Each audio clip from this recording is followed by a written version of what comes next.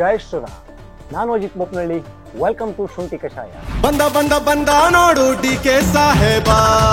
ಈ ಜನರನ್ನ ಮಂಗ್ಯ ಮಾಡೋದು ಒಂದು ಕಲೆ. ಆ ಕಲೆ ಎಲ್ರಿಗೂ ಸಿದ್ಧಿಸಿರಲ್ಲ. ಆದ್ರೆ ಈ ಧರ್ಮಸ್ಥಳದ ವಿರುದ್ಧ ಒಂದು ಬುರುಡೆ ಗ್ಯಾಂಗ್ ಅಂತ ಇತ್ತಲ್ಲ, ಅವರಿಗೆ ಜನರನ್ನ ಯಾಮಾರಿಸುವ ಕಲೆ ಅದು ಯಾವ ದೇವರು ವರ ಕೊಟ್ಟು ಬಂದಿದೆಯೋ ಏನೋ ಅಷ್ಟು ಚೆನ್ನಾಗಿ ಯಾಮಾರಿಸಿದ್ರು. ಎಲ್ಲಾ ಬುರುಡೆ ಇಲ್ಲಿ, ಎಲ್ಲಾ ಬುರುಡೆ, ಎಲ್ಲಾ ಬುರುಡೆ ಇಲ್ಲಿ, ಎಲ್ಲಾ ಬುರುಡೆ. ಧರ್ಮಸ್ಥಳದಲ್ಲಿ ಆಗ್ತಾ ಇರೋದೆಲ್ಲ ಅಧರ್ಮಗಳೇ. ಅಲ್ಲಿ ಸಾಕಷ್ಟು ಕೆಟ್ಟ ಕೆಟ್ಟ ಕೃತ್ಯಗಳಾಗ್ತಾ ಇದಾವೆ. ಸಾಲು ಸಾಲು ಕೊಲೆಗಳಾಗಿದ್ದಾವೆ. ಕೊಲೆಗಾರ ನಾನೇ ನಾನೇ ಅನ್ನೋನು ಅವನು ತಾನೇ.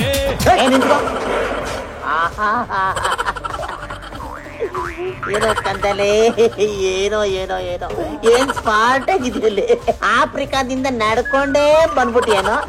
ಅತ್ಯಾಚಾರಗಳಾಗಿದ್ದಾವೆ. ಹಾಗೆ ಧರ್ಮಸ್ಥಳದ ಬೆಟ್ಟದ ಮೂಲೆ ಮೂಲೆಯಲ್ಲೂ ಕೂಡ ಅದನ್ನ ಹೂತಾಕ್ಲಾಗಿದೆ ಅಂತ ಜನರ ಹತ್ರ ಬಂತು. ಹಾಗೆ ಕಲರ್ ಕಥೆಗಳನ್ನ ಕಟ್ಟಲಾಯ್ತು. ಜನ ಪಾಪ ಅಮಾಯಕರು ಶುರುವಲ್ಲಿ ಇದು ಇರ್ಬೋದೇನೋ ಅಂದ್ಕೊಂಡು ನಂಬಿಯೇ ಬಿಟ್ಟಿದ್ರು. ಆಡಿಸಿದಾತ ಬೇಸರ ಮೂಡಿ ಆಟ ಮುಗಿಸಿದ.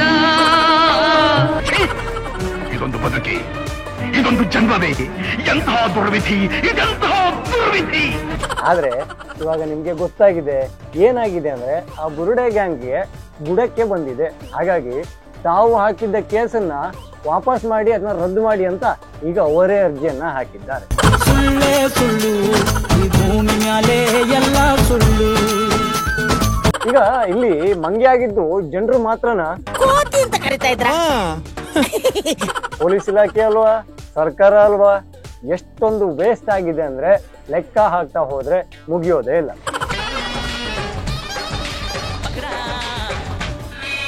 ಈ ಸರ್ಕಾರ ಎಡಚರರು ಹೇಳ್ದಂಗೆ ಅವರು ಈ ತಾಳ ಹೊಡಿತಾರಂತೆ, ಸರ್ಕಾರ ಡ್ಯಾನ್ಸ್ ಮಾಡುತ್ತಂತ.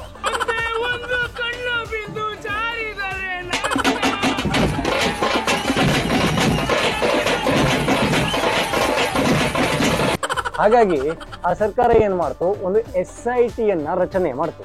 ಆ SIT ರಚನೆಗೆ ವಿಶೇಷವಾದ ಸಮರ್ಥವಾದ ಪೊಲೀಸರನ್ನ ಹಾಕಲಾಯ್ತು. ಹಾಗೆ ಅವನ್ಯಾವನೋ ಮಾಸ್ಕ್ ಮ್ಯಾನ್ ಚಿನ್ನಯ್ಯ ಅಂತೆ ಈ ಧರ್ಮಸ್ಥಳದಲ್ಲಿ ಒಂದ್ ಜಾಗನೂ ಬಿಡ್ಲಿಲ್ಲ. ಮಾಸ್ಕ್ ಮ್ಯಾನ್ ಚಿನ್ನಯ್ಯ ಅಂತೆ. ಸರ್, ನನ್ ಕೆಲ್ಸನೇ ಅದು ಈ ಹೆಣ್ಮಕ್ಳನ್ನ ಹೆಂಗಸರನ್ನೆಲ್ಲ ಅತ್ಯಾಚಾರ ಮಾಡಿ ಕೊಲೆ ಮಾಡಿ ಸ್ಥಿತಿಯಲ್ಲಿ ತಗೊಂಡ್ಬರ್ತಾ ಇದ್ರು. ನಾನು ಗುಂಡಿ ತೆಗಿತಿದ್ದೆ, ಹೆಣ ಹೂತಾಕ್ತಿದ್ದೆ, ಮುಚ್ಚಿ ಮನೆಗೆ ಹೋಗ್ತಾ ಇದ್ದೆ, ಅಂದ್ರೆ ಮುಚ್ಕೊಂಡು ಮನೆಗೆ ಹೋಗ್ತಾ ಇದ್ದೆ ಅಂತ.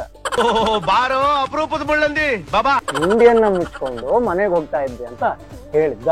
ಆದ್ರೆ ಅವನ ಹಣೆ ಬರಕ್ಕೆ ಅವನ್ ತೋರಿಸ್ದಲ್ಲೆಲ್ಲ ಬರೀ ಕಲ್ಲು, ಮಣ್ಣು ಹಾಗೂ ನೀರನ್ನ ಬಿಟ್ಟು ಮತ್ತೇನೂ ಸಿಗ್ಲಿಲ್ಲ.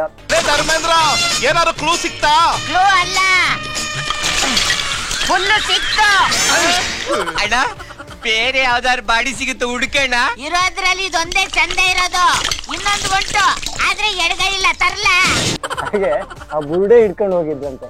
ಜೈ ಅಂತೆ, ಟೀ ಅಂತೆ, ಈ ಒಂದು ಚೀಲದಲ್ಲಿ ಬುರುಡೆ ಹಿಡ್ಕೊಂಡು SIT ಹತ್ರ ಹೋಗಿದ್ರಂತೆ. ನಾನು ಕೇಳೋದು, SIT ಅವರು ಅದು ಎಂತ ಚೆನ್ನಾಗಿ ಇನ್ವೆಸ್ಟಿಗೇಷನ್ ಮಾಡಿದ್ದಾರೆ ಅಂದ್ರೆ, ಈ ಕಾನೂನಿನ ಪ್ರಕಾರ ಯಾವುದೇ ಬುರುಡೆಯನ್ನ ಬಗೆದು ಚೀಲದಲ್ಲಿ ತುಂಬಿಕೊಂಡು ಹಾಗೆ ಓಡಾಡೋ ಹಾಗಿಲ್ಲ. ಅದು ಶಿಕ್ಷಾರ್ಹ ಅಪರಾಧವಾಗುತ್ತೆ. ಬುರುಡೆ ಎಲ್ಲಿಂದ ಬಂತು, ಯಾರು ಬುರುಡೆ, ಹಾಗೆ ಎಲ್ಲಿಂದ ತಂದ್ರಿ, ಇದು ತಪ್ಪು ಅಂತ ಗೊತ್ತಿಲ್ವ ಅಂತ. ಬುರುಡೆ ಬುರುಡೆ ಬಿಡ್ತೈತೆ, ಈ ಬುರುಡೆ ತರಲೆ ಮಾರ್ತೈತೆ. SIT ಅವರು ಶುರುವಲ್ಲೇ ಪ್ರಥಮ ದಿನವೇ ಅವರ ಕಾಲರ್ ಪಟ್ಟಿಯನ್ನ ಹಿಡಿದು ಕೇಳಿತಿದ್ರೆ ಇಷ್ಟೊಂದು ದೊಡ್ಡದಾಗಿ ಇಶ್ಯೂ ಆಗ್ತಾ ಇರ್ಲಿಲ್ಲ. ಆದ್ರೆ ಅವರು ಹೇಳೋದ್ರಲ್ಲೇನೋ ಸತ್ಯ ಇರಬೇಕು, ಚಿನ್ನಯ್ಯ ಏನೋ ಹುಗಿದಿರ್ಬೇಕು.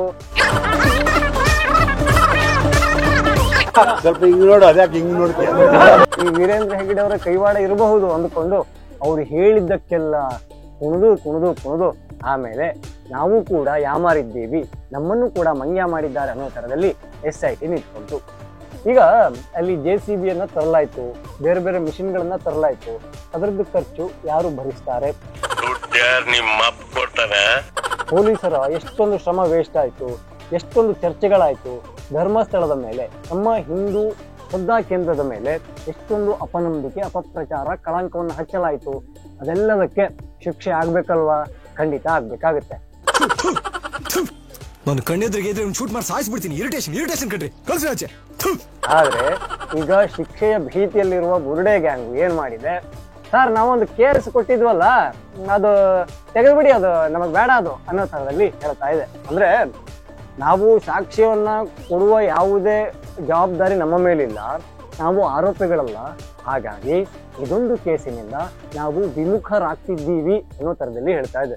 ಹೊಟ್ಟೆ ಎಷ್ಟು ಉರ್ಸ್ತಾವ್ರೋ ಆ ಭಗವತ್ನ ನೋಡಿದ್ರೆ ಸರು ನಾಷ್ಟ ಮಾಡ್ಬೇಕು. ಆ ಲೆಕ್ಕಾಚಾರದಂತೆ ಈಗ ಊರಿಗೆ ಶಿಕ್ಷೆಯಿಂದ ಬಚಾವ್ ಆಗ್ಬಿಡ್ತಾರ? ಇದೊಂದು ಪ್ರಶ್ನೆ ಖಂಡಿತವಾಗಿಯೂ ಬರುತ್ತೆ. ನಂಬಕ್ ಬರಲ್ಲ, ಕಾಂಗ್ರೆಸ್ ಹಿಂದೂ ವಿರೋಧಿ ಸರ್ಕಾರ ಇದೆ, ಹಾಗಾಗಿ ಅವ್ರನ್ನ ಬಚಾವ್ ಮಾಡಿದ್ರು ಕೂಡ ಆಶ್ಚರ್ಯ ಇಲ್ಲ.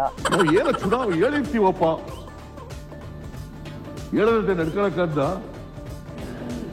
ಬಟ್ ಕಾಂಗ್ರೆಸ್ ಈಗ ಮಾಡಬೇಕಾಗಿರೋದು ಏನ್ ಗೊತ್ತಾ, ಅವರೆಲ್ಲರೂ ಕೂಡ ಪೊಲೀಸರನ್ನ, ಜನರನ್ನ, ಹಿಂದೂಗಳ ನಂಬಿಕೆಯನ್ನ, ಹಾಗೆ ಕಾನೂನನ್ನ ಕವಡೆ ಕಾಸಿನ ಕಿಮ್ಮತ್ತು ಕೂಡ ಕೊಟ್ಟಿರ್ಲಿಲ್ಲ. ಹಾಗಾಗಿ ಕಾನೂನಿನ ಪಾಠವನ್ನ ಕಿವಿಯನ್ನ ಹಿಂಡಿ ಅವ್ರಿಗೆ ಹೇಳ್ಬೇಕಲ್ಲ, ಆ ಕೆಲಸವನ್ನ ಸರ್ಕಾರ ಮಾಡಬೇಕಾಗುತ್ತೆ. ಕಾನೂನಿನ ಮೂಲಕ ಆ ಪಟಿಂಗರಿಗೆ ಪಾಠವನ್ನ ಕಲಿಸ್ಬೇಕಾಗುತ್ತೆ. ಆದ್ರೆ ಉತ್ಸಾಹ ಯಾಕೋ ಕಾಂಗ್ರೆಸ್ ಅಲ್ಲಿ ಇದ್ದ ಹಾಗಿಲ್ಲ. ಅಲ್ಲಿ DK ಶಿವಕುಮಾರ್ ಅವ್ರನ್ನ ಬಿಟ್ರೆ ಯಾರು ಕೂಡ ಧರ್ಮಸ್ಥಳದ ಪರವಾಗಿ ಗಟ್ಟಿಯಾದ ಧ್ವನಿಯಲ್ಲಿ ಮಾತಾಡ್ತಾ ಇಲ್ಲ. DK ಅವ್ರನ್ನ ಈ ವಿಚಾರಕ್ಕೆ ಮೆಚ್ಚಲೇಬೇಕಾಗುತ್ತೆ. ಯಾಕೆಂದ್ರೆ ಶುರುವಿನಿಂದಲೂ ಕೂಡ ಧರ್ಮಸ್ಥಳದ ಪರವಾಗಿಯೇ ಇದ್ದವರು.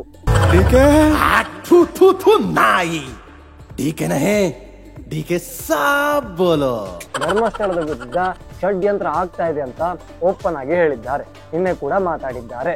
ಅಂದ್ರೆ ಅಲ್ಲಿ ಅಧರ್ಮದ ಒಂದು ಅಪಪ್ರಚಾರ ಆಗ್ತಾ ಇದೆ ಅನ್ನೋ ಅರ್ಥದಲ್ಲಿ ಮಾತಾಡಿದ್ರು.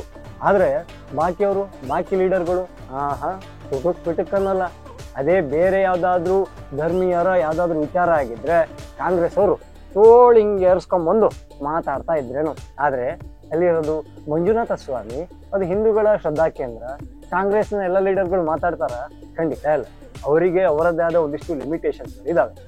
ಸೊ ಈಗ ಬುರುಡೆ ಗ್ಯಾಂಗು ಬಚಾವ್ ಆಗಕ್ಕೆ ಅಂತ ಹೊಸದೊಂದು ನಾಟಕವನ್ನ ಶುರು ಮಾಡಿದೆ. ಆದ್ರೆ ಬಚಾವ್ ಆಗಕ್ಕಾಗುತ್ತಾ? ಕಾನೂನಿನ ಕುಣಿಕೆ ಎಷ್ಟೊಂದು ಬಿಗಿ ಆಗ್ಬೇಕಲ್ವಾ? ಖಂಡಿತ ಆಗ್ಬೇಕಾಗುತ್ತೆ.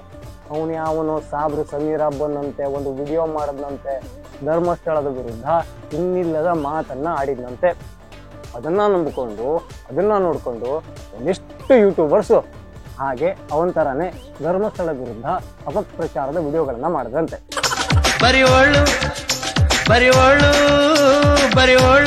ಆಮೇಲೆ ಗೊತ್ತಾಯ್ತು ಸಾಬ್ರು ಸಮೀರನ ಮಾತಲ್ಲಿ ಎಳ್ಳು ಇಲ್ಲ ಜೊಳ್ಳು ಇಲ್ಲ ಅಂತ. ಅದಾದ್ಮೇಲೆ ಮಟ್ಟಣ್ಣ ಅಂತೆ ಇದೇ ಮೊಬೈಲ್ ಅಲ್ಲಿ ಸಾಕ್ಷಿ ಇದೆ, ಇದನ್ನ ನಾಡಿದ್ದು ನಾವು ಬಿಡ್ತೀವಿ, ಇದನ್ನ ಇನ್ನೊಂದು ದಿವಸ ಬಿಡ್ತೀವಿ, ಮೀಡಿಯಾಕ್ಕೆ ಕೊಡ್ತೀವಿ ಅಂತೆಲ್ಲ ಬಂಬಡ ಬಡ್ದಿದ್ದು. ಆದ್ರೆ ಯಾವೊಂದು ಸಾಕ್ಷಿ ಆಧಾರ ಯಾವುದು ಕೂಡ ಹೊರಗಡೆ ಬರಲೇ ಇಲ್ಲ. ಬೇಕು ಅಂದ್ರಲ್ಲ, ರೆಡಿ ಮಾಡಿ ಇಟ್ಕೊಂಡಿದ್ದೀನಿ ಬ್ರದರ್. ನಾನು ಸುಮ್ಮನೆ ಚರ್ಚೆ ಮಾಡಲ್ಲ. ಪಾಪ ನಮ್ಮ ಹತ್ರಲ್ಲೇ ಬೆಳ್ಕೊಂಡು ಕೆಲವು ಹೋಗವೆ ಅಲ್ಲ. ಮಟ್ಟಣ್ಣವ್ರ ಜೊತೆಗೆ ತಿಮ್ರೋಡಿ ಅಂತ ಮಹೇಶ್ ಶೆಟ್ಟಿ ತಿಮ್ರೋಡಿ ಅವರು ಕೂಡ ಒಳ್ಳೆ ಜೋಶಲ್ಲಿ ಓಡಾಡಿದ್ದು ಧರ್ಮಸ್ಥಳ ವಿರುದ್ಧ ಮಾತಾಡಿದ್ದು. ಬ್ಯಾಕಪ್ ಪ್ಲಾನು ಸುಜಾತಾ ಭಟ್ರಿದ್ರು. ಆ ಭಟ್ಟಕ್ಕ ಮತ್ತೆ ಮಟ್ಟಣ್ಣ ಸೇರ್ಕೊಂಡು ಒಂದು ವಿಶೇಷವಾದ ಕಥೆಯನ್ನ ಹೆಣೆದಿದ್ರು. ಅಂದ್ರೆ ಹುಟ್ಟದೇರ ಮಗುನ ರೇಪ್ ಮಾಡಿ ಸಾಯಿಸಿ ಅವರ ಕಥೆಯಲ್ಲಿ ಗೋಳೋ ಅಂತ ಕಣ್ಣೀರನ್ನ ಹಾಕ್ಸಿದ್ರು. ಪಾಪ ಆ ಹಿಂಗ್ಸು ಅಳ್ತಾ ಇದೆ, ಮಗಳನ್ನ ಕಳ್ಕೊಂಡಿದ್ದಾಳೆ, ಇದ್ರೂ ಇರಬಹುದು ಅಂತ. ಆ ಭಟ್ಟಕ್ಕಂದು ಕಥೆಗಳನ್ನ ನೋಡ್ಬೇಕು. ಅಯ್ಯಯ್ಯೋ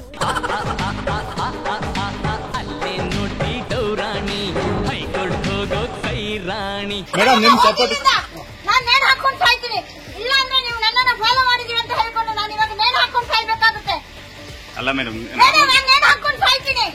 ನಿಮ್ಮ ಕಣ್ಣನ್ನ ಇವಾಗ ಹಾಕೊಂಡು ಸಾಯ್ತೀನಿ. ಅಲ್ಲ ಮೇಡಮ್, ನಿಮ್ ಸಪೋರ್ಟಿಗೆ ಬಂದಿದ್ದು ನಿಮ್ಮ ಕಷ್ಟಕ್ಕೆ ಬಂದಿರುವಂತದ್ದು. ನೀವು ಯಾರು ನನಗೆ ಸಪೋರ್ಟ್ ಮಾಡಕ್ಕೆ? ಅನ್ನ ಹಾಕ್ತಿದ್ರೆ, ಊಟ ಹಾಕ್ತಿದ್ರೆ ಸಪೋರ್ಟ್ ಅನ್ನಕ್ಕೆ ಯಾವಾಗ ಸಪೋರ್ಟ್ ಮಾಡಿ ಬರ್ತಿದ್ದೀರಾ? ನಾನು ಅಂದೆ ಬೂನು ಅಂದೆ ಎಲ್ಲೇ ಹೋಗಿ ಡೌರಾಣಿ ಜೈಲಲ್ಲೇ ನೀನ್ ರಾಣಿ. ಕನ್ನಡ ಸಿನಿಮಾ ಇಂಡಸ್ಟ್ರಿಗೆ ಅವ್ರೇನಾದ್ರು ಬಂದಿದ್ರೆ ಅವರಿಗೊಂದು ಒಳ್ಳೆ ಫ್ಯೂಚರು. ಹಾಗೆ ನಮ್ಮ ಕನ್ನಡ ಸ್ಯಾಂಡಲ್ವುಡ್ ಭಯಂಕರ ಗಮ್ಮತ್ತಲ್ಲಿ ಪ್ರಕಾಶಮಾನವಾಗಿ ಬೆಳಗ್ತಾ ಇತ್ತೇನೋ. ಯಾಕೆಂದ್ರೆ ವೀರೇಂದ್ರ ಹೆಗಡೆ ಅವ್ರ ಹತ್ರ ನ್ಯಾಯ ಕೇಳಕ್ ಹೋದೆ, ಅವರು ದುಟ್ಟ ಹಿಡ್ಕೊಂಡು ಸರಿಯಾಗಿ ಬಾರಿಸಿದ್ರು ಅಂತೆಲ್ಲ ಕಥೆಯನ್ನ ಹೇಳಿದ್ರು ಭಟ್ಟಕ್ಕ.